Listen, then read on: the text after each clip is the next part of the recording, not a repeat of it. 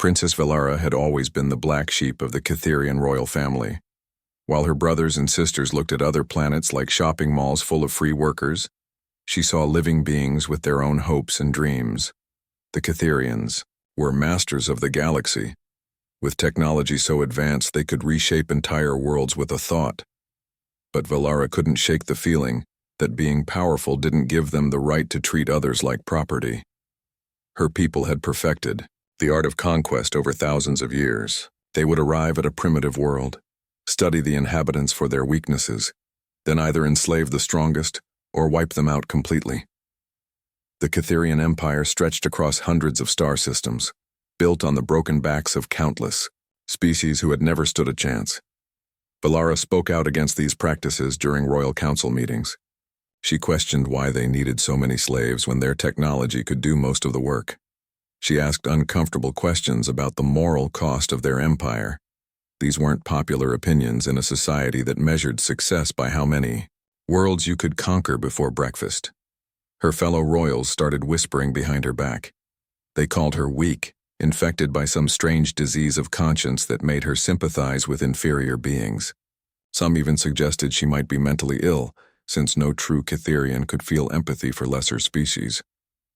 The final straw came when Velara openly opposed the planned invasion of a cluster of peaceful worlds in the Outer Rim. These planets had just discovered fire and were thousands of years away from space travel. They posed no threat to anyone, but they had strong backs and would make excellent workers in the Catherian mining colonies. During the heated council debate, Velara stood up and declared that if the Empire proceeded with this plan, it would be nothing more than organized theft and murder. The room fell silent. Even her own father, the Emperor, looked at her with disgust and disappointment. That night, Commander Zektar approached her quarters with what he claimed were new orders for a diplomatic mission to a neutral world. Velara had worked with Zektar before and trusted him. He had always seemed more reasonable than the other military leaders, more willing to consider alternatives to violence. She should have known better. The mission was supposed to be routine, meet with representatives from a minor trading partner to discuss shipping routes. Instead, her transport ship changed course mid-flight. When Velara demanded answers, Zektar revealed the truth with a cold smile.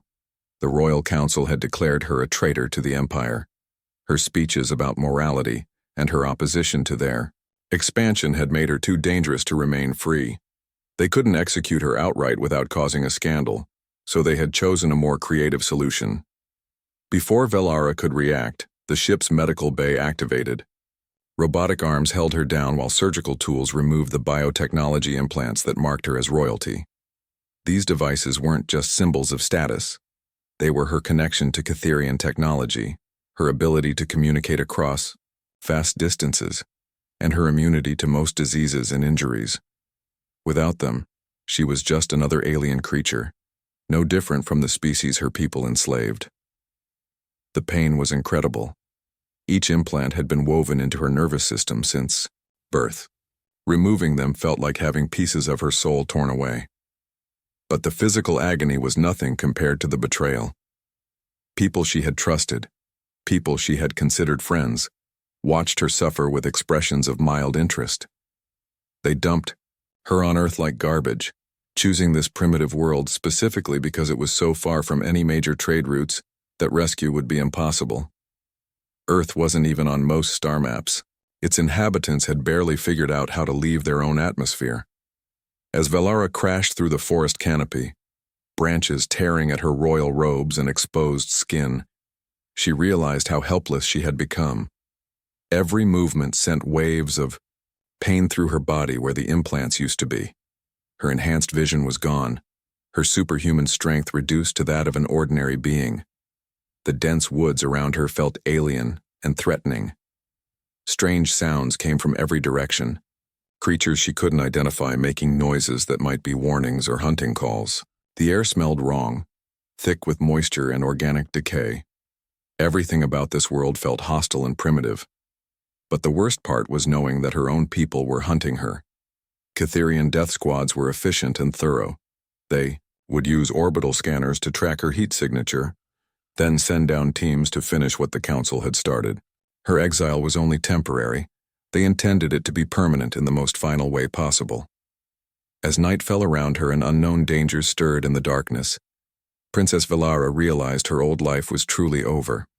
The question now was whether she could build a new one before her past caught up with her. Kim Jae had been a park ranger for 8 years, and he thought he'd seen everything the wilderness could throw at him. Bears, mountain lions, lost hikers, illegal campers. None of it surprised him anymore. But the energy readings on his equipment that morning were completely off the charts. His radiation detector was clicking like an angry insect, and his compass was spinning in circles. He followed the strange signals deeper into the forest, past the marked trails where tourists usually wandered. The readings led him to a small clearing where the trees looked scorched and the ground was still warm to the touch. In the center of the damage, he found something that made him question his sanity. A woman lay unconscious among the burned leaves, but she wasn't human. Her skin had a subtle blue tint that shifted to silver in the sunlight. Strange markings covered her arms and face. Not tattoos, but something that looked like it had been carved out of her flesh. Her clothes were made from materials he'd never seen before, fabric that seemed to shimmer and change texture as he watched. Jay's first instinct was to call for backup, but something stopped him. The woman was clearly injured and alone. Fresh wounds covered her body, and she was shivering despite the warm morning air. Whatever she was, wherever she came from, she needed help right now. When Velara woke up in the small cabin, her first reaction was rage. How dare this primitive creature touch her without permission? She tried to command him in the imperial voice that had once made generals tremble, demanding he kneel and beg forgiveness for his insolence. Jay just stared at her with calm brown eyes and offered her a cup of hot tea. The gesture confused her more than anything else could have. In Catherian society, the strong dominated the weak without question. Kindness was weakness, and weakness was death. Yet this human had found her at her most vulnerable, and instead of taking advantage, he had bandaged her wounds and given her shelter. She tried to explain who she was, expecting fear or worship once he understood her true nature. Instead, Jay listened patiently while she talked about her royal bloodline and her empire's power. When she finished, he simply said that royalty or not, she was hurt and needed time to heal. Over the next few days, Velara began to understand just how different humans were from everything she'd been taught. Jay lived alone in his small cabin, but he wasn't isolated by choice. He regularly checked on elderly neighbors, helped lost hikers find their way home, and even fed wild animals during harsh winters. His entire life seemed built around helping others, not dominating them. The concept was so foreign to her that she initially suspected it was some kind of elaborate trap. Surely this human was planning to use her weakness against her to sell her to the highest bidder or torture her for information about Catherian technology. But days passed, and Jay's kindness never wavered. When her people's search ships finally arrived in Earth's orbit, Jay's equipment detected them before Velara even knew they were there. She watched in amazement as he studied the energy patterns on his primitive instruments and correctly identified them as scanning beams from spacecraft. "Your friends are looking for you," he said quietly. Velara laughed bitterly. "They're not my friends, they're here to finish what they started." That's when Jay did something that completely shocked her. Instead of turning her over to the search teams or running away to save himself, he started making plans to hide her. He showed her secret caves in the mountains that his grandfather had used during an old war, places where the rock formations would block scanning equipment. For the first time in her life, Velara found herself following someone else's lead. Jay moved through the forest like he was part of it, finding paths that didn't exist on any map and water sources that sustained them during their desperate flight. He taught her how to mask her heat signature using mud and leaves, how to move without breaking branches or leaving tracks. The Catherian search teams were efficient and well-equipped, but they were hunting in unfamiliar territory against someone who knew every tree and rock formation. Jay led them on a chase through terrain that their advanced sensors couldn't fully map, using the planet's own geography as a weapon against superior technology. During the long nights hiding in caves and abandoned shelters, Velara began to see past the human's simple exterior. His mind worked differently than hers, finding creative solutions to problems that Cytherian logic couldn't solve. He was resourceful, in ways that had nothing to do with advanced technology, brave in ways that had nothing to do with genetic enhancement. More importantly, he was brave for her. This primitive creature was risking his life to protect someone he barely knew. Someone from a species that had probably never done anything good for his world. The concept of selfless sacrifice was so alien to Cytherian thinking that she struggled to process it. As the search teams closed in around them, Velara realized she was learning something her royal education had never taught her. True strength wasn't about having the biggest weapons or the most advanced technology. Sometimes it was about choosing to help someone even when it put you in danger, even when you had nothing to gain from it. For the first time since her exile began, she started to hope that maybe, just maybe, she might survive this ordeal. Not because of her royal bloodline or her superior genetics, but because a simple human had chosen to stand beside her when the rest of the galaxy wanted her dead. The attack came at dawn when the mountain mist was still thick enough to hide movement. Velara woke to the sound of Jay urgently shaking her shoulder, his face pale with concern. Through the cave entrance, she could see the unmistakable blue glow of Cytherian energy weapons cutting through the forest like deadly fireflies. "They found us," she whispered, her heart sinking. The search teams had finally tracked them down despite all of Jay's clever hiding spots, but instead of panicking, Jay was already moving with calm efficiency.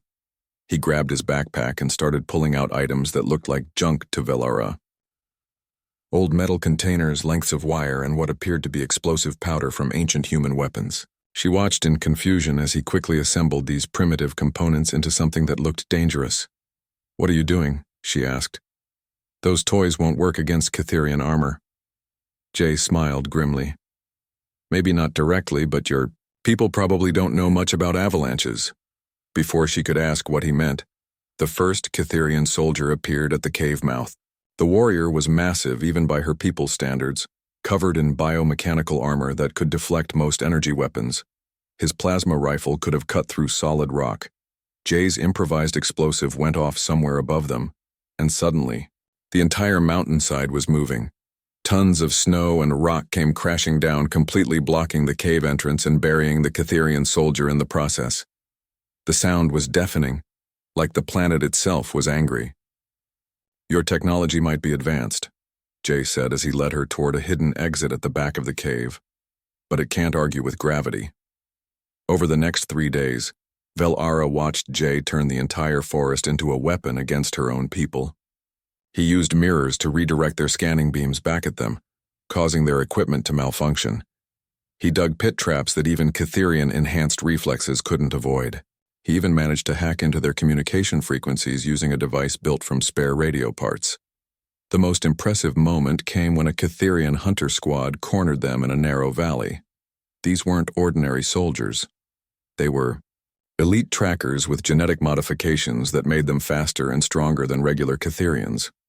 Their leader, a scarred veteran named Tok'ran, had personally executed dozens of political prisoners over the years.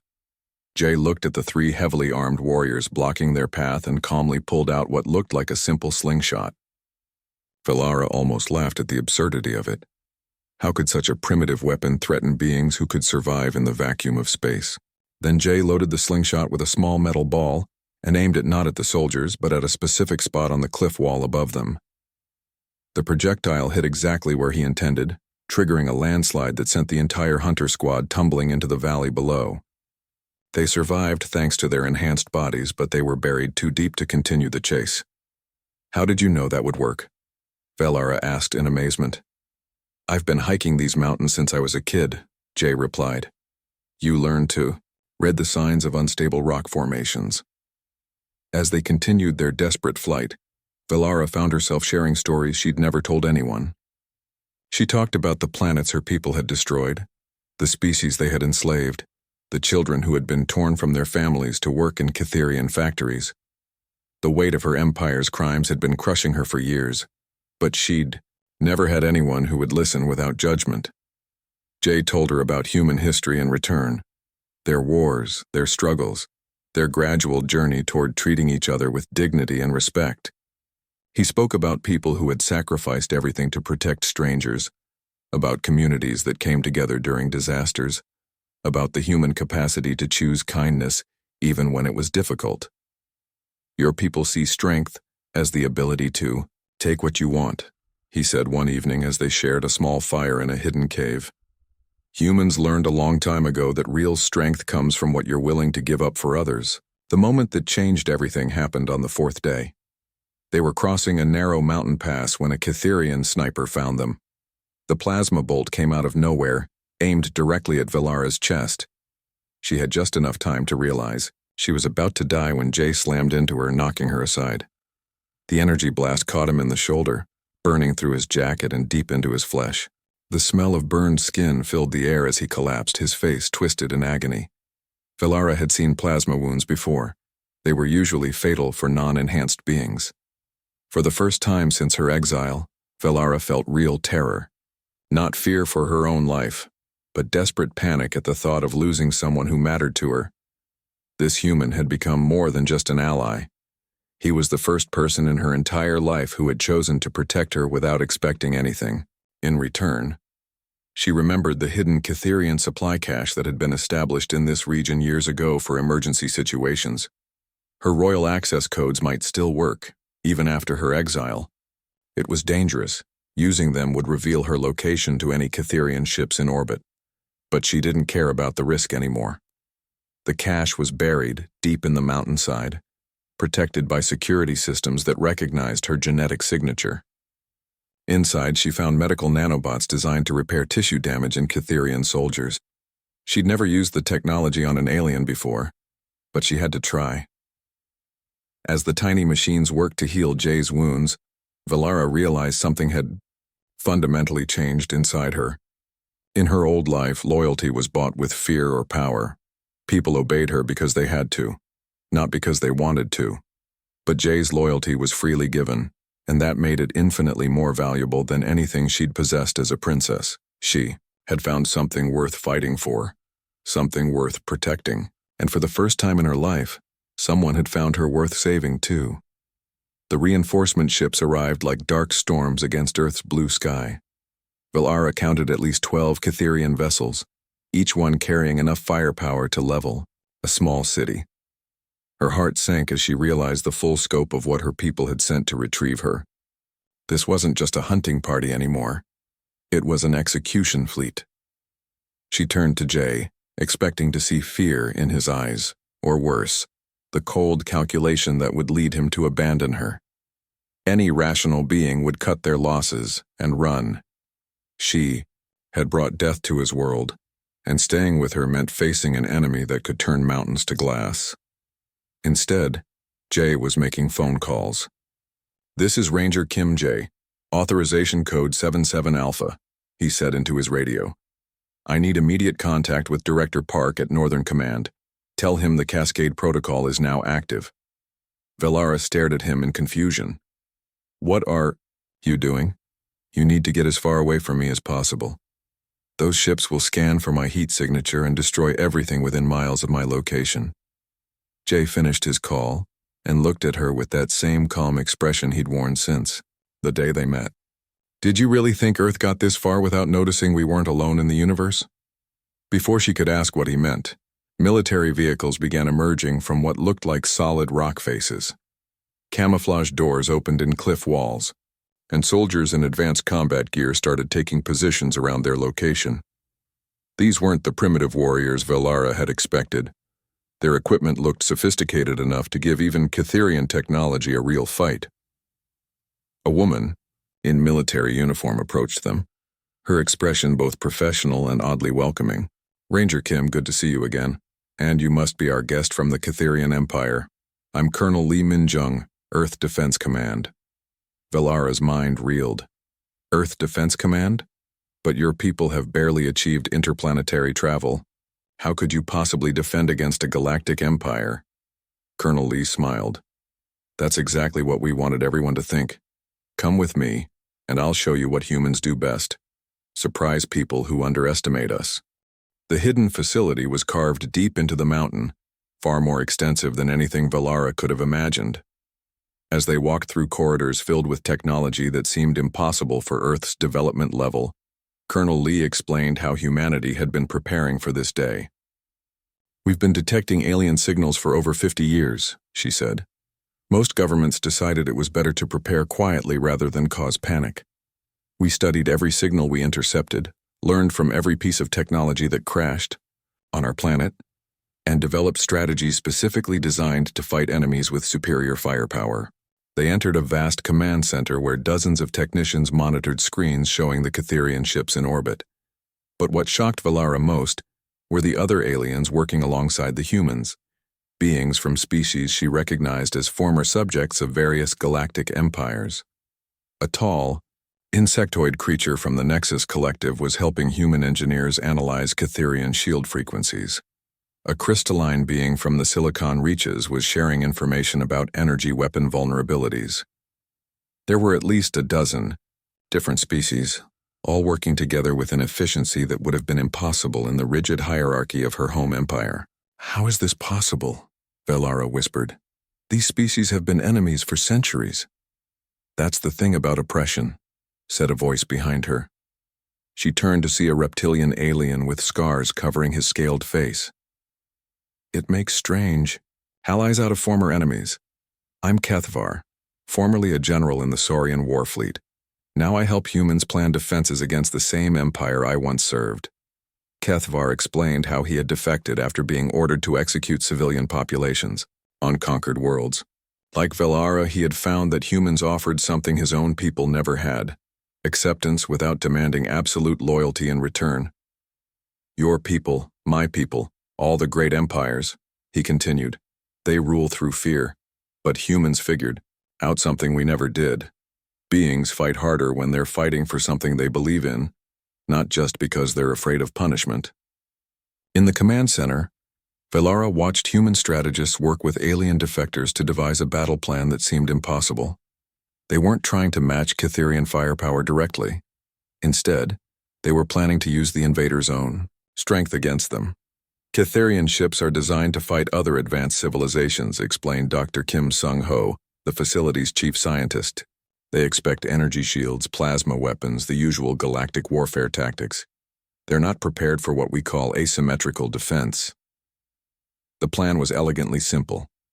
Instead of trying to destroy the Catherian ships, they would disable them using methods the Empire had never encountered. Earth's orbital defense satellites looked like space junk to advanced scanners, but they were actually electromagnetic pulse generators that could fry Catherian electronics from the inside out. Ground-based installations would fire what appeared to be primitive kinetic projectiles, essentially very fast rocks, that could punch through energy shields designed to deflect plasma bolts. And if any Catherian forces made it to the surface, they would face guerrilla tactics refined through centuries of human warfare. "The key," Colonel Lee explained, "is that your people think like an empire. They expect other organized militaries, with predictable strategies. They don't know how to fight an entire planet full of individuals who each make their own tactical decisions." As the Catherian fleet moved into attack position, Velara realized she was watching something unprecedented in galactic history. Not just humans defending their world, but dozens of species working together by choice rather than conquest. Each alien defector brought knowledge of their former empire's weaknesses, while humans provided the unconventional thinking that could exploit those weaknesses. For the first time since her exile began, Velara felt something she had never experienced. As a princess, hope that came not from her own power but from being part of something larger than herself. These humans had taken in refugees from across the galaxy and turned them into a family, united by shared values rather than shared genetics. "Your people made one critical mistake," she told Colonel Lee as the first Catherian ships began their descent. "They assumed that because humans seem primitive, you would be easy to conquer. They never considered that you might be primitive by choice, because it makes you harder to predict and harder to defeat." The battle for Earth was about to begin, and for the first time in her life, Velara was fighting for something she truly believed in. The battle began at sunrise with a sight that would have terrified most civilizations. Cytherian warships descending through Earth's atmosphere like burning meteors. Their plasma cannons charged with enough energy to turn cities into glass, and their shields glowed with the confidence of an empire that had never known defeat. But as the first wave of ships entered the lower atmosphere, something unexpected happened. The seemingly primitive satellites orbiting Earth suddenly came alive, revealing themselves to be sophisticated electromagnetic pulse generators. The invisible energy waves hit the Cytherian vessels like a digital plague, causing their advanced systems to stutter and fail. Velara watched from the command center as proud warships that had conquered hundreds of worlds suddenly found themselves flying blind. Their targeting systems went dark, their shields flickered, and their communication arrays fell silent. The ships didn't crash, but they were reduced to flying in the most basic mode possible. Manual control only. "Now they're fighting on our level," said Colonel Lee with satisfaction. "Let's see how well galactic conquerors do when they can't rely on their technology advantage." The second phase of the defense was even more devastating. As the confused Cytherian ships tried to regroup, Earth's ground-based railguns opened fire. These weapons looked ancient compared to plasma cannons, just metal projectiles accelerated to incredible speeds. But the Cytherian shields, designed to deflect energy weapons, offered no protection against simple kinetic force. Velara felt a strange mix of pride and sorrow as she watched her former people's ships take damage from weapons they had dismissed as primitive. She used her knowledge of Cytherian ship design to help the human gunners target critical systems, the shield generators that kept the ships airborne, the communication arrays that coordinated their attacks. "Hit the ventral power coupling on the lead destroyer," she told Dr. Kim Sung-ho, pointing at a specific spot on the tactical display. "That's where they route all energy from the main reactor. One good hit there will disable half their systems." The human gunner followed her guidance perfectly. The railgun projectile punched through the Cytherian ship's hull exactly where she had indicated, and the massive vessel began losing altitude immediately. It made an emergency landing in a forest clearing, its crew alive but completely out of the fight. But the real shock came when Cytherian ground forces began deploying from the damaged ships. These were elite soldiers with enhanced bodies and advanced weapons, the kind of troops that had crushed rebellions on 1,000 worlds. They expected to face panicked civilians or perhaps a small military force. Instead, they found themselves fighting an entire planet. Human resistance fighters emerged from everywhere, from hidden bunkers, from sewage tunnels, from buildings that looked abandoned but were actually observation posts. Each group had been coordinated by alien refugees who knew exactly how galactic empires fought and how to counter their tactics. Kethavar led a squad of former Saurian soldiers alongside human veterans, using their combined knowledge to trap Cytherian patrols in urban environments where their superior technology meant nothing. A group of Nexus collective defectors helped human engineers jam Cytherian communication frequencies, leaving the invading forces unable to coordinate their attacks. The most effective resistance came from ordinary human civilians who had been quietly preparing for this day for decades. Shopkeepers who were also part-time guerrilla fighters, teachers who had memorized the locations of hidden weapon caches, even children who had been trained to recognize alien technology and report its weaknesses. Velara found herself fighting alongside Jay and a mixed unit of humans and alien refugees. She wore armor crafted by human engineers from salvaged Cytherian materials, a perfect symbol of how this alliance combined the best elements of different civilizations. Her royal training in combat tactics proved invaluable, but it was the human soldiers' creativity and adaptability that won the crucial battles. The turning point came when Commander Zektar himself landed with the final wave of reinforcements. The same Cytherian officer who had betrayed Velara now found himself facing her across a ruined battlefield, but she was no longer the helpless exile he had abandoned. "Princess Velara," he said with his old arrogant smile. "Surrender now and I might convince the Empire to grant you a quick death instead of the slow torture you deserve." Velara looked at the human and alien fighters standing beside her. beings who had chosen to risk their lives not because they were ordered to, but because they believed in something worth protecting. Then she looked back at Zektar with contempt. "I'm not a princess anymore," she replied. "I'm something better. I'm a citizen of a free alliance." The final battle was brief but decisive. Cytherian military doctrine had no answer for the coordinated resistance of multiple species working together, by choice. Every tactical advantage the Empire relied on had been neutralized by beings they had dismissed as inferior. When the surviving Cytherian ships finally retreated into space, they carried with them a message that would shake the foundations of every galactic empire. Earth wasn't just defended, it was the center of something entirely new, a coalition that grew stronger through voluntary cooperation rather than forced submission.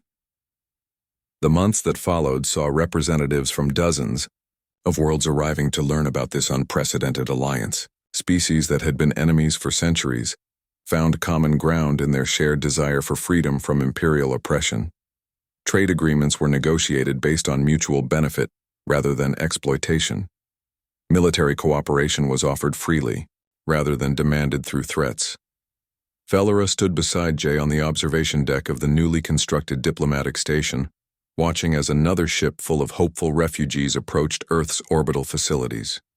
She wore the insignia of her royal house alongside a simple badge marking her as a citizen of the Earth Alliance, symbols of who she had been and who she had chosen to become. "Do you ever regret giving up your throne?" Jay asked quietly. Velara smiled as she watched former enemies working together to build something better than any empire. "You can't give up something you never really had. I was never a true ruler. I was just someone who inherited the right to give orders. These people," she gestured toward the diverse crowd of beings from across the galaxy, "they follow our leadership because they choose to, not because they have to. That's what real power looks like." The Cytherian Empire still existed, still controlled hundreds of worlds through fear and force. But for the first time in galactic history, there was an alternative, a place where beings from any species could find acceptance and opportunity without surrendering their dignity. And it had all started with one human who had chosen to help a stranger, proving that sometimes the greatest revolutions begin with the smallest acts of kindness.